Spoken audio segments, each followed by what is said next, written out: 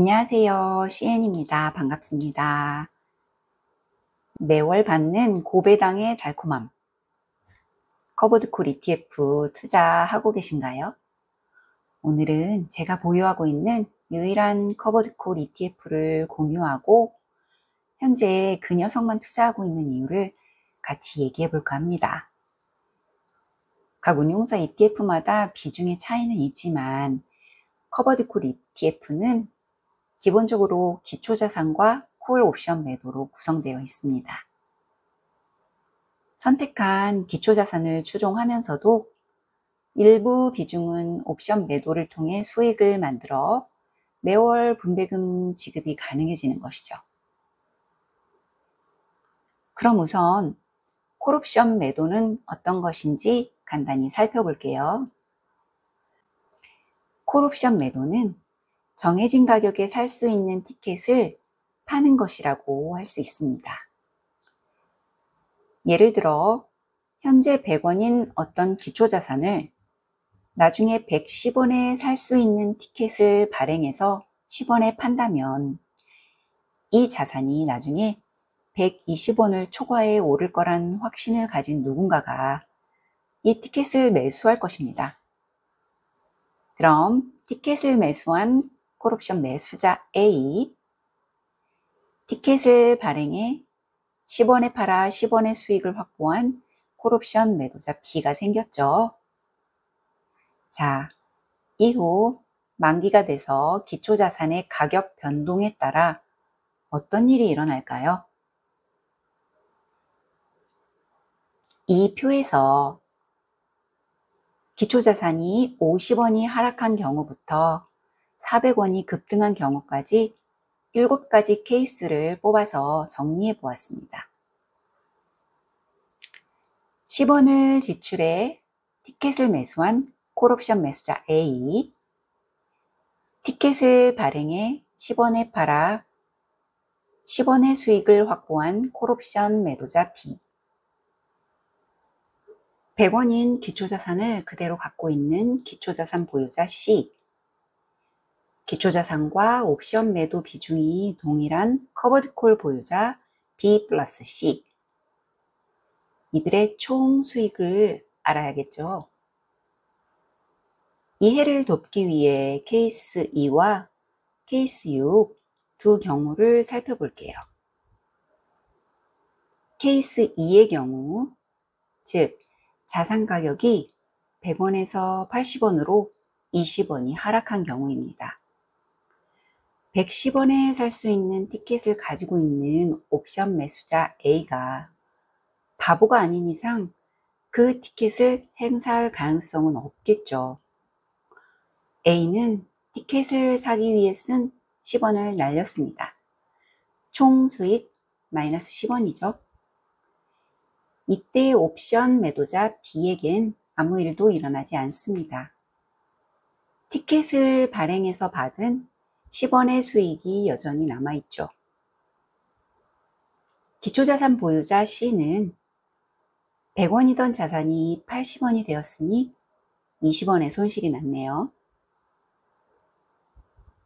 자, 그럼 커버드콜 보유자 B 플러스 C는 기초자산에서 20원 손실이 났지만 옵션 매도로 생긴 수익 10원으로 약간 상쇄시켜 결과적으로 총 수익은 마이너스 10원이 되었네요. 케이스 6의 경우, 이 경우는 자산 가격이 100원에서 300원으로 무려 200원이나 상승한 경우입니다. 110원에 살 수 있는 티켓을 가진 A는 300원짜리를 110원에 살 수 있으니 그 티켓을 행사해 190원의 수익을 챙기겠죠. 티켓을 살 때 쓴 10원을 빼면 총 수익 180원이 되었네요. 옵션 매도자 B는 A의 티켓 행사로 190원의 손실이 생겼고 티켓을 발행해 매도한 수익 10원과 합산해주면 결과적으로 180원의 손실이 났습니다. 후덜덜하죠? 옵션 매도의 무서움을 알 수 있습니다. 기초자산 보유자 C는 100원이던 자산이 300원이 되었으니 200원의 수익을 얻었습니다. 커버드콜 보유자 B 플러스 C는 자산에서 무려 200원의 수익을 얻었지만 옵션 매도에서 180원의 손실이 났기 때문에 결과적으로 총 수익은 20원에 그치게 됩니다.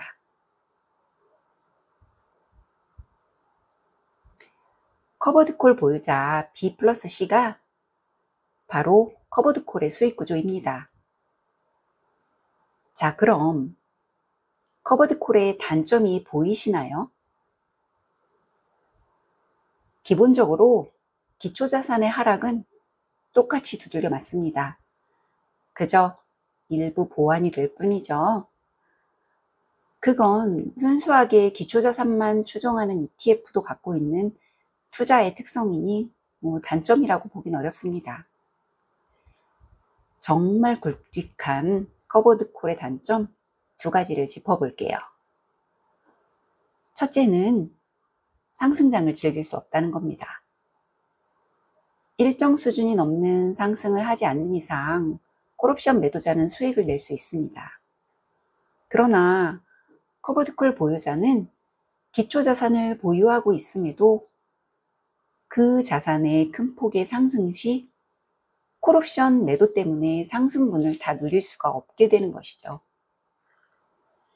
자산운용사들도 이런 단점을 보완하고자 옵션 매도 비중을 다양하게 조절해서 새로 진화된 커버드콜을 선보이고 있습니다. 심지어 보유하는 기초자산과 콜옵션 매도를 하는 자산이 다른 커버드콜 상품도 있어요.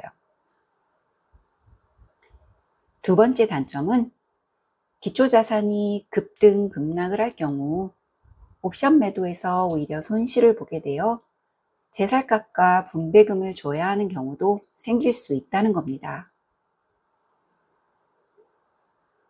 운용사들도 이런 단점을 보완하려고 만기가 짧은 초단기 옵션을 활용하는 등 수익성 개선의 노력을 하고 있다고 하더라고요. 커버드콜을 보유하고 있다 보면 분배락 이후 기준가 조정하는 날, 사실 그런 이유가 아닌데도 이거 내 돈 가지고 분배금 주고 가격 내리는 거 아니야? 하는 생각이 들거든요. 물론 기준가 조정은 제살깎기는 아닙니다.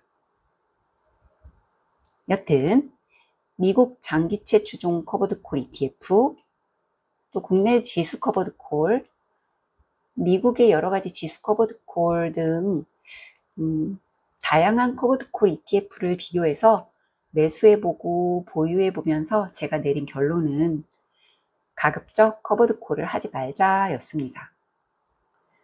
저 2가지 단점이 저에겐 제법 크게 다가왔거든요.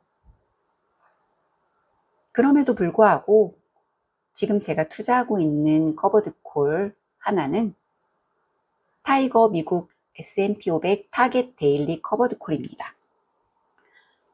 연금저축계좌를 자산군별로 비중을 두어 분배해서 운용하는데 이 미국 주식 부분에 넣을 S&P 500을 추종하는 ETF들을 고르다가 이 녀석을 선택했습니다. 최근까지 인기 많은 제피가 옵션 매도 비중을 20% 가져간다죠. 이 타이거 미국 S&P 500 타겟 데일리 커버드콜은 옵션 매도 비중을 10% 수준으로 줄여서 기초자산인 S&P 500을 제법 잘 따라가는 모습을 보여줍니다.